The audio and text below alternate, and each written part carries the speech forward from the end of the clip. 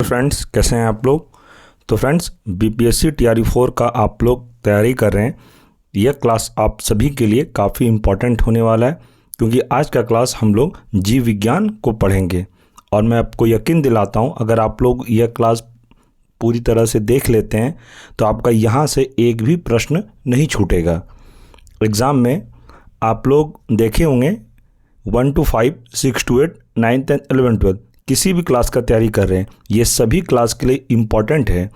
खास करके जो 1 to 5 प्राइमरी का तैयारी कर रहे हैं, उनके सिलेबस में जीव विज्ञान का सिलेबस काफ़ी ज़्यादा दिया हुआ है। और फ्रेंड्स, ये सभी जो क्वेश्चन मैं आपको कराऊंगा, ये सभी एनसीईआरटी और एचसीईआरटी मिक्स रहेगा, और एग्ज़ाम में यहीं से ज़्यादातर प्रश्न एग्ज़ाम में पूछा जाता है। तो आप लोग टीआरई 4 के जितने भी स्टूडेंट हैं, ये वीडियो आप लोग अच्छे से देखिए और रिवीजन करिए। अगर आप लोगों ने पहले भी पढ़ा होगा तो इस वीडियो को अच्छे से आप लोग सुनिए, आपको सुन के याद हो जाएगा। और वीडियो के अंत तक अवश्य बने रहें, ताकि अगर आप वीडियो स्किप करते हैं तो आपको समझ में नहीं आएगा। इसलिए मैं सभी स्टूडेंट को यही कहता हूं कि आप लोग वीडियो के अंत तक ज़रूर बने रहें। और फ्रेंड्स, अगर चैनल पर कोई नए हैं तो चैनल को सब्सक्राइब कर दें और बेल आइकन को अवश्य प्रेस कर लें। और फ्रेंड्स, अगर आपको यह क्लास अच्छा लगे तो वीडियो को लाइक अवश्य कर दें। तो चलिए फ्रेंड्स, शुरू करते हैं। आज का हमारा पहला चैप्टर है मानव शरीर क्रिया। पहला प्रश्न है, मनुष्य के जीवन काल में कितने दांत 2 बार विकसित होते हैं? तो कितने बार होते हैं 2 दांत? तो ये 20 बार। इसे आप याद रखिएगा। आगे है, मानव शरीर में पाचन का अधिकांश भाग किस अंग में संपन्न होता है? इसका सही आंसर है छोटी आंत में। ये इंपॉर्टेंट प्रश्न है, आप लोग इसे नोट डाउन जरूर कर लें। आगे है, मनुष्य में पाचन क्रिया कहाँ से प्रारंभ होती है? तो आप लोग को ये प्रश्न काफ़ी बार एग्जाम में पूछा गया होगा। मनुष्य में पाचन क्रिया कहाँ से प्रारंभ होती है? तो यह मुख से ही शुरू हो जाती है। इस बात का आप लोग ध्यान रखिएगा। हो सकता है आपको टीआरई 4 में यह प्रश्न देखने को जरूर मिले। आगे है, सर्वप्रथम रक्त परिसंचरण तंत्र का अध्ययन किसने किया था? तो इसका आंसर हो जाएगा हार्वे ने किया था। आगे है, पेसमेकर का संबंध किससे है? तो पेसमेकर का संबंध हृदय से है। ये भी ध्यान रखिएगा। नेक्स्ट प्रश्न है, पेसमेकर का कार्य है, तो क्या कार्य है पेसमेकर का? तो आप लोग याद रखिएगा, दिल की धड़कन प्रारंभ करना। आप लोग एक समझिए दूसरे लैंग्वेज में, पेसमेकर क्या होता है। जिस किसी को, जैसे कि बुजुर्ग होते हैं जो, या जिनका 50 साल प्लस हो जाते हैं, उनको श्वास लेने में थोड़ी प्रॉब्लम होती है, जिस वजह से डॉक्टर उनके चेस्ट के पास एक मशीन आता है, डिवाइस, उसको फिट किया जाता है यहाँ पर, ताकि उसको श्वास लेने में कष्ट ना हो। उसी को हम लोग पेसमेकर कहते हैं। इस पेसमेकर का मैं आप लोगों को डिटेल में वीडियो बना के दूंगा। अभी आप लोग बस इतना ही समझिए, पेसमेकर का काम होता है दिल की धड़कन को प्रारंभ करना। जिस बात का ध्यान रखिएगा। आगे है, गति प्रेरक किससे संबंधित है? तो गति प्रेरक हृदय से संबंधित है। ये भी इम्पॉर्टेंट है, आप लोग नोट डाउन जरूर कर लें। नेक्स्ट है, किनकी भित्तियां पर रक्त द्वारा डाले गए दबाव को रक्तदाब कहते हैं? तो इसका आंसर हो जाएगा धमनी। नेक्स्ट है, सोते समय रक्तदाब में क्या परिवर्तन होता है? इसका सही आंसर हो जाएगा घटता है। ये भी ध्यान रखिएगा। अगला प्रश्न है, मानव रुधिर का पीएच है, तो मानव रुधिर का पीएच कितना है? तो 7.4 है। ये भी याद रखिएगा आप लोग। आगे प्रश्न है, मानव रक्त प्लाज्मा में प्रायः पानी की प्रतिशत मात्रा में कितनी भिन्नता होती है? इसका आंसर हो जाएगा 80 से 82%। ये भी याद रखिएगा। आगे प्रश्न है, रक्त में पाई जाने वाली धातु, तो क्या है? रक्त में पाई जाने वाली धातु या लोहा है। ये भी इंपॉर्टेंट प्रश्न है एग्जाम के दृष्टिकोण से, आप लोग इसे भी नोट डाउन जरूर कर लें। आगे प्रश्न है, रक्त का शुद्धिकरण कहाँ होता है? तो रक्त का शुद्धिकरण किडनी में होता है। ये प्रश्न आप लोगों ने काफ़ी बार पढ़ा भी होगा और एग्ज़ाम में ये प्रश्न आता भी है। प्राइमरी जो पिछले टीआरई में एग्ज़ाम हुआ है, ये प्रश्न को प्राइमरी में पूछा गया था। अगर आप लोगों को याद होगा, जिस किसी ने एग्ज़ाम दिया होगा उनको ये प्रश्न अच्छे से याद होगा। आगे प्रश्न है, अधिकतम पोषक तत्व रक्त में कहाँ से अवशोषित किए जाते हैं? इसका आंसर हो जाएगा छोटी आंत में। नेक्स्ट है, लार में कौन सा एंजाइम पाया जाता है? ये भी VVI है फ्रेंड्स, इसे भी आप नोट डाउन जरूर कर लें। लार में कौन सा एंजाइम पाया जाता है? तो टाइलिन। ये TRE 2 में 6 to 8 में पूछा गया था, इसलिए मैं आपको बता रहा हूँ, यहाँ से ही आपको एग्ज़ाम में प्रश्न पूछा जाएगा। इससे बाहर आपका एक भी प्रश्न नहीं जाएगा। इस चैप्टर से अगर एग्ज़ाम में प्रश्न बना तो मैं आपको गारंटी कहता हूँ हमारे ही क्लास से आपको प्रश्न देखने को जरूर मिलेगा। आगे प्रश्न है, पेट में भोजन को पचाने के लिए किसकी खास आवश्यकता होती है? इसका आंसर हो जाएगा एंजाइम की। ये भी इम्पॉर्टेंट है। अगला प्रश्न है, लार किसके पाचन में सहायक होती है?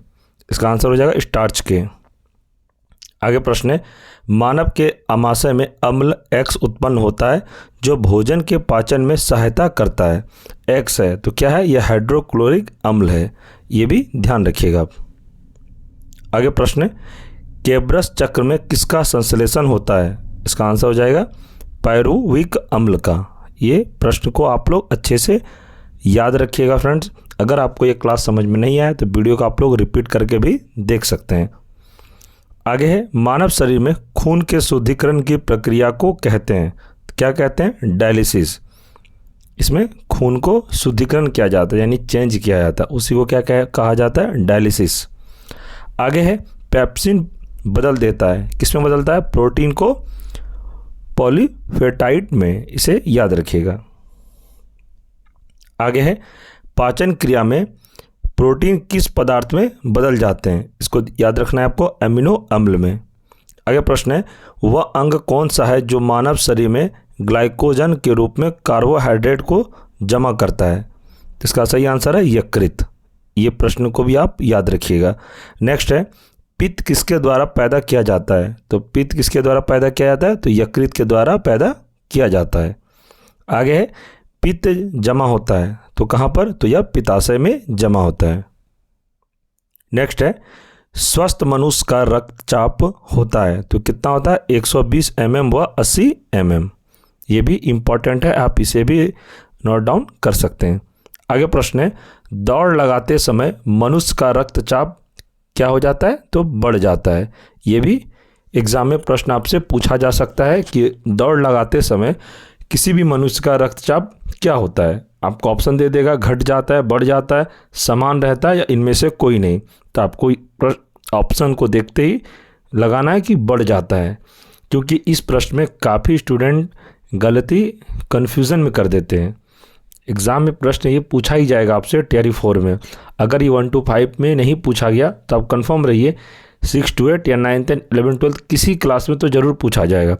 बायोलॉजी ऐसा चैप्टर फ्रेंड्स, ये सभी को पढ़ना है। 6 to 8 में जनरल पेपर में भी आपको बायोलॉजी से प्रश्न रहता है, 9th 10th में भी आपको जनरल पेपर में बायोलॉजी से प्रश्न रहेगा। और आप कोई भी एग्ज़ाम का तैयारी कर रहे हैं तो ये बायोलॉजी तो मस्ट है, चाहे आप रेलवे का तैयारी करते रहें चाहे किसी भी एग्ज़ाम का तैयारी करते रहें आप, तो ये प्रश्न आप लोगों के लिए काफ़ी इम्पॉर्टेंट है। आगे प्रश्न है, सामान्य जीवन काल में मनुष्य का हृदय लगभग कितनी बार धड़कता है? तो इसका सही आंसर हो जाएगा 2 अरब बार। ये भी इम्पॉर्टेंट है, आप लोग ध्यान रखिएगा। आगे प्रश्न है, मानव शरीर में हृदय का कार्य है तो क्या कार्य है? तो पंपिंग स्टेशन की तरह। नेक्स्ट है, रक्त में लाल रंग किसके कारण होता है? तो रक्त में लाल रंग किसके कारण होता है? तो हीमोग्लोबिन के कारण होता है। अगला प्रश्न देखते हैं।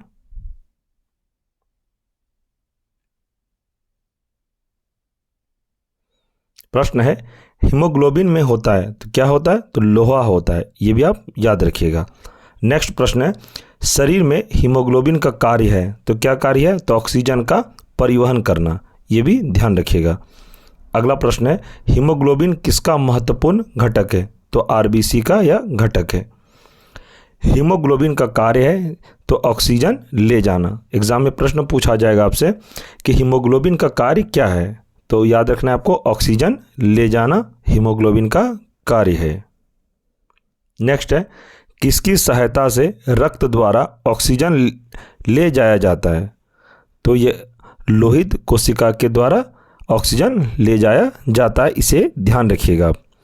जब कोई बाहरी पदार्थ मानव रुधिर प्रणाली में प्रविष्ट होता है तो प्रतिक्रिया कौन प्रारंभ करता है? ध्यान रखना है आपको, यह WBC प्रारंभ करता है। चलिए आगे देखते हैं। लाल रक्त कणिकाएं कहाँ उत्पन्न होते हैं, जिसको हम लोग RBC भी बोलते हैं? तो इसका सही आंसर है अस्थि मज्जा में। नेक्स्ट है, किसको RBC का कब्रिस्तान कहा जाता है? तो इसका आंसर है प्लिया को RBC का कब्रिस्तान कहा जाता है। इस प्रश्न को याद रखिएगा। नेक्स्ट है, मनुष्य की लाल रक्त कोशिकाओं का जीवन काल कितना होता है? तो इसका 120 दिन होता है। इस प्रश्न का आंसर है 120 दिन। नेक्स्ट है, पचे हुए भोजन में मौजूद विषैले पदार्थ का कौन सा अंग चूषण करता है? तो इसका आंसर हो जाएगा यकृत। आगे, मानव शरीर में लाल रक्त कण का निर्माण कहाँ होता है? इसका आंसर हो जाएगा अस्थि मज्जा में। नेक्स्ट है, लाल रुधिर कणिकाओं का उत्पादन किसके द्वारा होता है? इसका आंसर है अस्थि मज्जा में। आगे प्रश्न है, उच्च उन्नतांश पर मानव शरीर में RBC की संख्या क्या होगी? तो यह बढ़ेगी, इसे ध्यान रखिएगा। आगे प्रश्न हो जाएगा, सफ़ेद रक्त कण WBC का मुख्य कार्य है, तो क्या कार्य है? तो रोग प्रतिरोधक क्षमता धारण करना, इसे ध्यान रखिएगा। नेक्स्ट प्रश्न है, मनुष्य में मेरुदंड से कितनी जोड़ी तंत्रिका निकलती है? इसका आंसर हो जाएगा 31। आगे प्रश्न हो जाएगा, प्रतिवर्ती क्रियाओं का नियंत्रण केंद्र कहाँ पर है? तो इसका आंसर है केशुर रज्जु में, इसे याद रखिएगा। आगे प्रश्न है, स्तनधारी किसमें यूरिया बनाते हैं? तो इसका आंसर हो जाएगा यकृत लीवर में। और फ्रेंड्स, आपको इस क्लास का PDF टेलीग्राम ग्रुप में अवश्य मिल जाएगा। अभी तक मेरे द्वारा जितना भी क्लास कराया गया है सभी का PDF नोट्स आपको टेलीग्राम पर अवेलेबल अभी भी है, आप लोग जाकर डाउनलोड करके पढ़ सकते हैं। आगे, मानव शरीर में सबसे छोटी अंतःस्रावी ग्रंथि कौन सी है? तो इसका आंसर हो जाएगा अपटू ग्रंथि। नेक्स्ट है, मूत्र का पीला रंग किसकी मौजूदगी के कारण होता है? तो इसका आंसर हो जाएगा यूरोक्रोम के कारण। नेक्स्ट है, गुर्दे का कार्यात्मक यूनिट है, तो क्या है? नेफ्रॉन, इसे ध्यान रखिएगा। आगे प्रश्न है, किसकी कुसंक्रिया के कारण मानव शरीर में मिक्सिडीमा होता है? इसका आंसर हो जाएगा अपटू ग्रंथि के, ये भी ध्यान रखिएगा।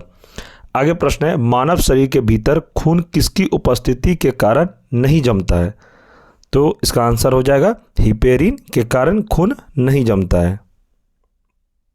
नेक्स्ट है, रुधिर के प्लाज्मा में किसके द्वारा एंटीबॉडी निर्मित होती है? तो इसका आंसर हो जाएगा लिम्फोसाइट के, ये ध्यान रखिएगा आप। नेक्स्ट है, एंटीजन एक ऐसा पदार्थ है जो, क्या आंसर हो जाएगा इसका? तो प्रतिरक्षी के निर्माण को बढ़ावा देता है। आगे प्रश्न है, आयोडीन युक्त हार्मोन है, तो इसका आंसर हो जाएगा थायरोक्सिन, ये भी इंपॉर्टेंट है, आप लोग इसे VVI लिख सकते हैं। आगे प्रश्न है, मानव के श्वेत रक्त कणों का व्यास होता है लगभग कितना? तो 0.007 mm, ये भी ध्यान रखिएगा। नेक्स्ट है, अपोहन यानी कि डायलिसिस का प्रयोग किस क्रिया को पूरा करने के लिए होता है? इसका आंसर हो जाएगा वृक्क। आगे देखते हैं, स्वेदन किसके लिए महत्वपूर्ण है? तो स्वेदन शरीर के तापमान को विनियंत्रित करने के लिए महत्वपूर्ण है, ये भी ध्यान रखिएगा आप।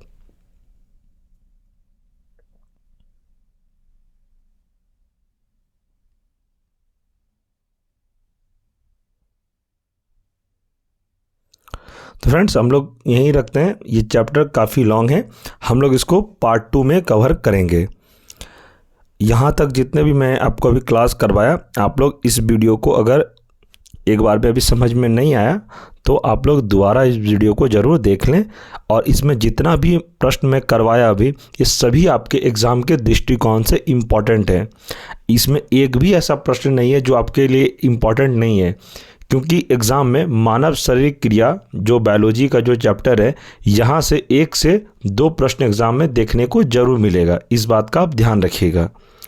और फ्रेंड्स मैं उतना ही आपको पढ़ा रहा हूँ जितना आपके एग्ज़ाम के लिए इम्पॉर्टेंट है, क्योंकि फालतू कंटेंट पढ़ने से फ़ायदा नहीं है।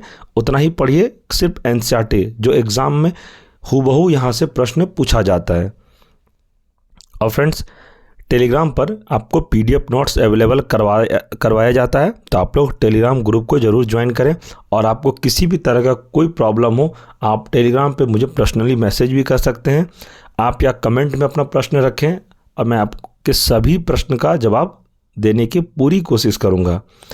और फ्रेंड्स आपको टेंशन नहीं लेना है, आपका मॉडर्न हिस्ट्री भी मैं बहुत जल्द स्टार्ट करने वाला हूँ। मॉडर्न हिस्ट्री, उसके बाद ज्योग्राफी, साइंस का तो स्टार्ट हो ही गया, फिजिक्स केमिस्ट्री भी करवा दूंगा। उसके बाद मैथ, रीजनिंग, जितने भी सब्जेक्ट हैं सभी को मैं आपको कंप्लीट करा दूंगा।